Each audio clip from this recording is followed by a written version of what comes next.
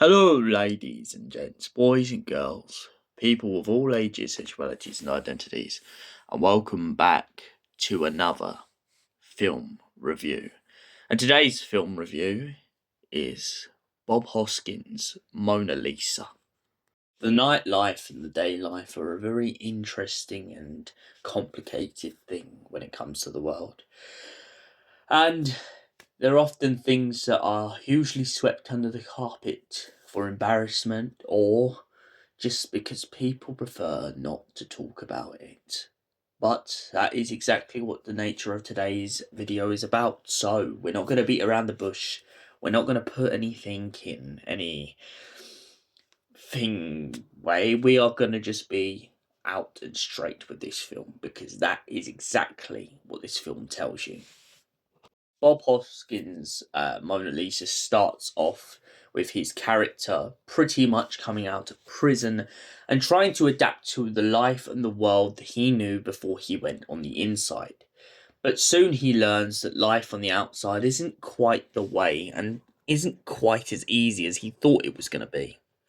His jobs are gone, the people who worked for his firm have disappeared and scurried, and to make matters worse, he can't even see his own daughter due to his missus kind of having a vendetta against him over the long and prevailed situation of everything that's gone on.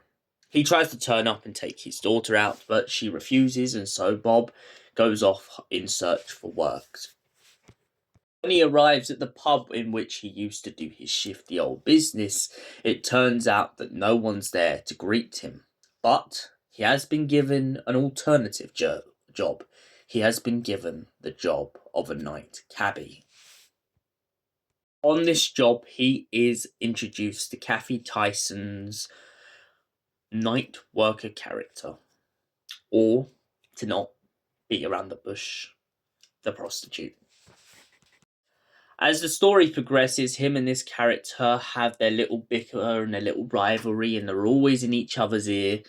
But it's all because Bob Hoskins' character doesn't quite understand her lifestyle and what she does or why she does it. He accepts that he lives in a world where it happens. He accepts he lives in a world where people do go out on bridges, outside of fucking clubs, and outside of lots of things, and they pretty much sell themselves to the world. As the story progresses in the way that he starts to be manipulated by his bosses, Bob's character starts to question whether what he's doing is right or wrong. But with the help of Kathy Tyson's character, he soon realizes that he has one job, and his one job is to keep her safe. Whilst in a shop out in Chinatown, he comes across a pornographic video of the woman he works for.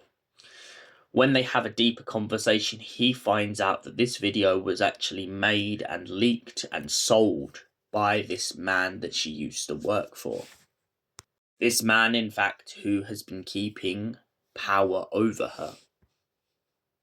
The pair of them go in search of a young girl who has recently been indoctrinated into this lifestyle. As they go searching for her to make sure she's not taken advantage of, Bob finds himself in the company of all sorts, and he finds himself truly opening his eyes to the world around him. He learns of the abuse, he learns of the violence, and most importantly, he learns of the businessmen gaining and making profit off of these women. Bob's character bumps into a young girl in a club in Chinatown who isn't the right girl, but the pair of them get up to something, and pretty much he tries to get information out of her in hopes that he can save this other girl's life. Whilst in there, it turns out that this prostitute is beaten up and starts having a go at him down the street, believing him to be the reason why she was hurt. She goes on about her pimp and talks about the fact that he pretty much took all of her stuff and trashed the room and beat her up. Bob's character sympathises with her and points out whilst they're in a cafe that he, in fact, did not hurt her. He tried to do everything in his power to tell this guy that pretty much he was satisfied with the service, But of course, the guy didn't listen, and of course, done what he did. Bob then follows another lead he has where he finds a girl who seems to have gone and met up with a guy in a church. The guy in question in the church is, of course, the guy Bob and his original friend are looking for. He's a guy who can't be trusted and a businessman who seems to hold a lot of power. The big main bad in this film is Michael Caine's character, who seems to be the organizer of this racket. One of the organizers cuts Bob's character in the arm and causes him to be inflicted with a really deadly wound. On the way of trying to leave out of the city, they eventually come across the girl Kathy they were looking for. Once they reach Brighton, Bob's character soon realizes that Kathy's character is in love with Kathy Tyson's character. And it turns out that the whole secret the whole time was not only them trying to escape this world, but also their sexuality. Kathy Tyson's character opens fire on all the men who've been trying to attack and take advantage of them, and she just almost shoots Bob Hoskins' character. Bob's character, of course, loses it, pointing out the fact that the whole time he has been protecting her, doing everything to understand her world, and yet suddenly he realizes that he will always be seen as the monster. So what are the main points of the film Mona Lisa? Well, the main points are to explain to people the sex work industry, the world as a whole, and mainly to also point out not necessarily that industry is a bad thing, but there are people who take advantage of it and take advantage of the people who go into that work. The important message they're trying to get across in this film is people shouldn't judge people. People should understand people. And most importantly, the biggest thing they're really trying to grasp is we're not all monsters. People do wrong things in the world. People treat people in nasty ways.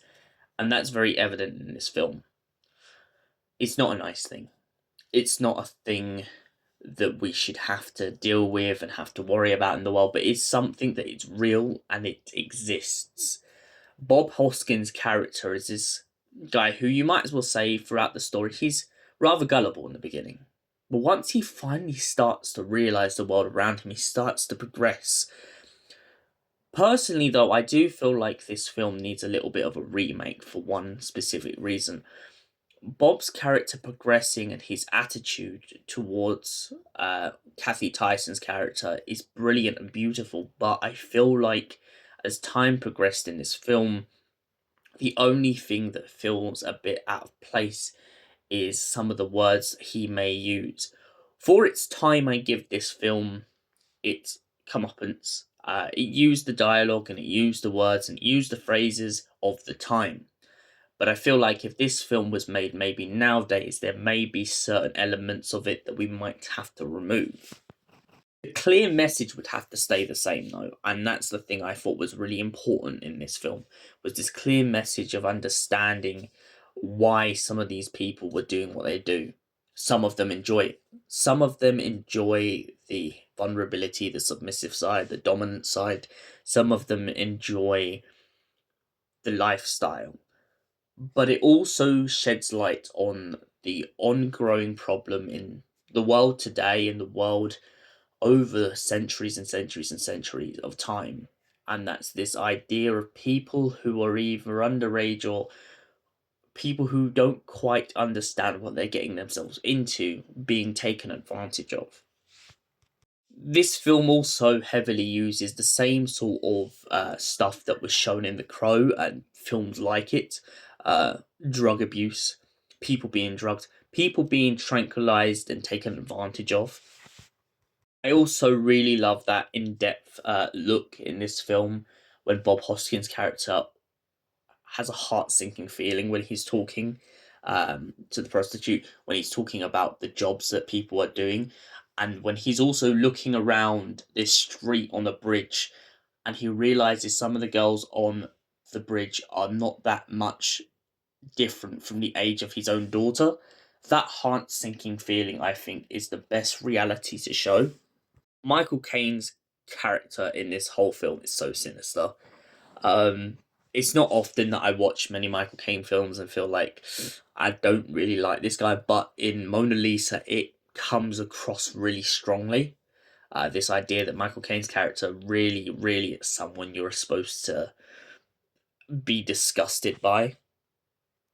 And for that reason, I give Mona Lisa a solid 10 out of 10. Thank you for watching. We will see you in the next film review. Until then, goodbye, stay beautiful, and have an incredible night, you beautiful people.